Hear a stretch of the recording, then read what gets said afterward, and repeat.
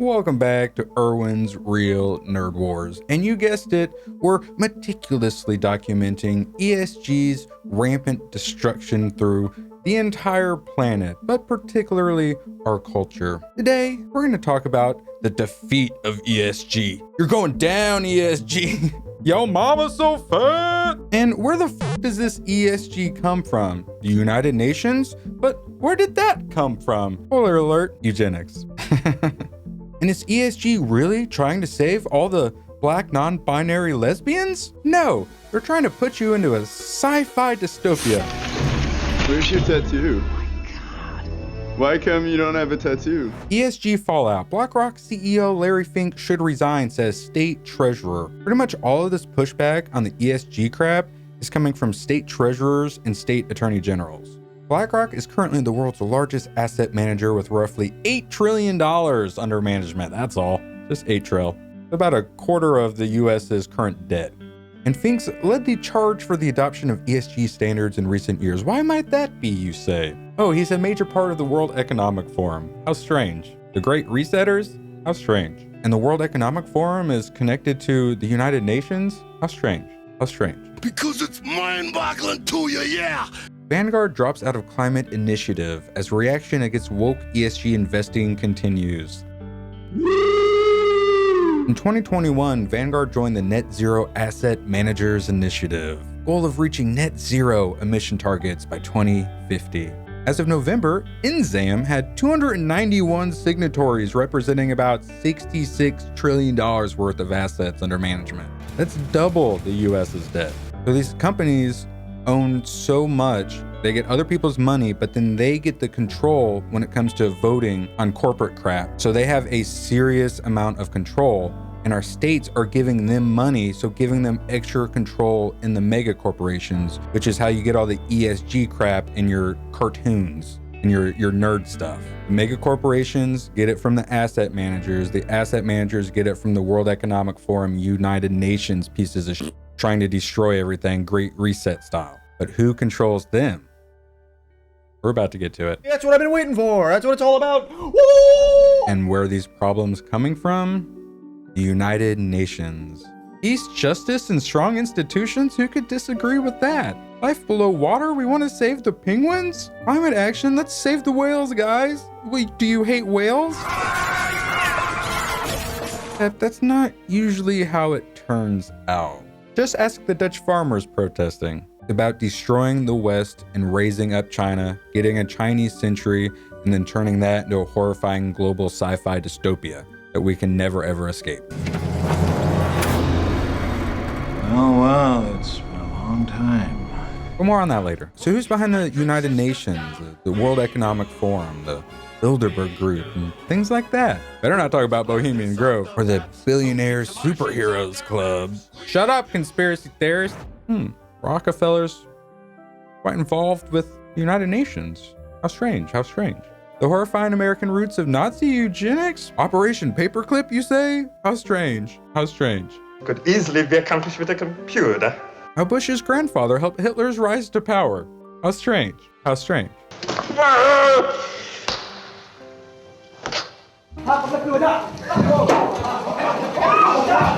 The Rockefeller Foundation for making opportunity universal and sustainable.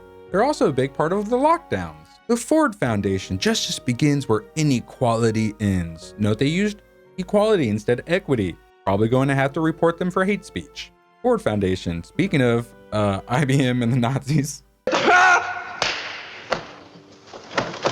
Ford Foundation, they're gonna end inequality, dog. Oh boy, we're pilgrims in an unholy land. Bill and Melinda Gates Foundation, we are a non-profit fighting poverty, disease, and inequity. Don't worry, he cares about your health. He just needs to measure your skull real quick for reasons. Don't worry about it.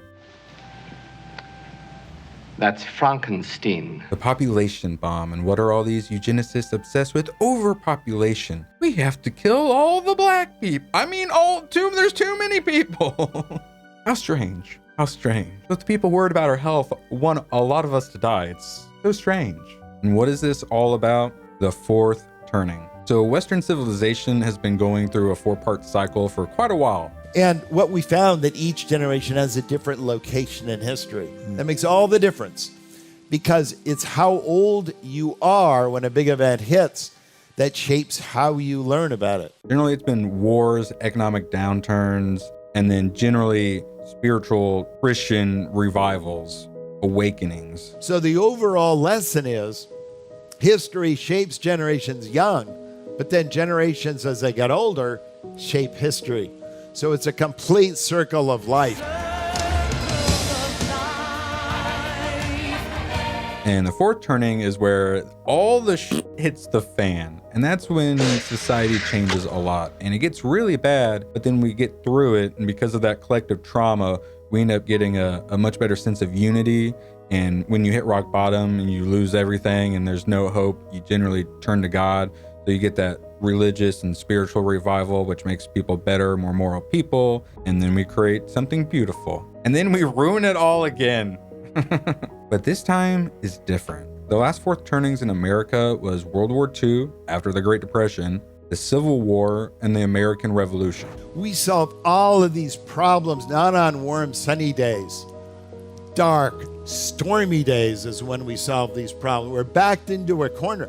So lockdowns, that was just the appetizer for what's coming at the end of the fourth turning here in about a decade or so. There are days like 1776 when Benjamin Franklin was telling all of his friends, we got to hang together or we will all assuredly hang separately. Yes. Right? First time. So after this fourth turning, after everything just hits rock bottom, we are going to create that golden age prophesized in like every culture in our history. Crisis creates a breakthrough. If it doesn't kill you, it creates a breakthrough. And historically, that's been true. Like, what's the purpose of crisis? In essence, is what you're telling us. The purpose of crisis is that's how we transform. They have to stop the cycles of civilization. They have to make it the final turning. At will, they want it to stop, and then they want it to plummet down into the depths of hell. The things we fought for and the boys that died for it, it's all gone down the drain. Our country's gone to hell in a handbasket. Because we are either coming together as humanity, getting rid of these freaking demons and going to the stars, or we're going to have a global sci-fi dystopia. And our social engineers know that. It doesn't matter whether or not you believe in this cycle of Western civilization, the elite and our social engineers do. Bill Clinton was the first person who told me about this book called Generations by Strauss and Howe. And when does that fourth turning end? Where does shit hit the fan? Early 2030s. Transforming our world, the 2030 agenda for sustainable development. We're really obsessed with that 2030. How strange, how strange. But it doesn't end there. The road to net zero, 2050. The transition to net zero emissions must be fully complete.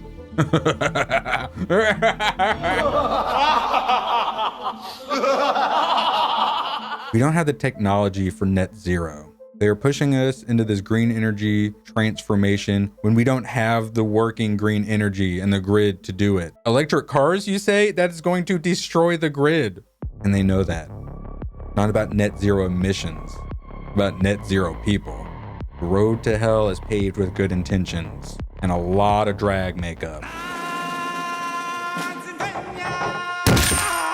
The awakening is to release the individual. That's what we do in awakenings. So the winter gets us to come together to fight the battle. We become optimistic because we don't go through that crap anymore and we're unified and we have this high and everything grows, but we lose the individual. So now the individual needs to pop up. That's our summertime. How do we solve this? Us. We change us and each other. That changes our culture. That changes our politics. Takes years in between those things. We gotta finish it by around 2030. We gotta wake up enough people. As these people get worse, it's going to be easier and easier to wake people up. You are an abomination. But the more people who wake up, also the crazier the crazies are gonna get. And some of these crazies have nuclear fucking weapons. So maybe we get up off our butts and say no to this stuff. What do you want? To go to the stars or live in a sci-fi dystopia? And I will resist you with my last ounce of strength. How was that? Not bad. Not bad for a girl. Get access to exclusive videos and become a producer at my Subscribe Star. Links in the description.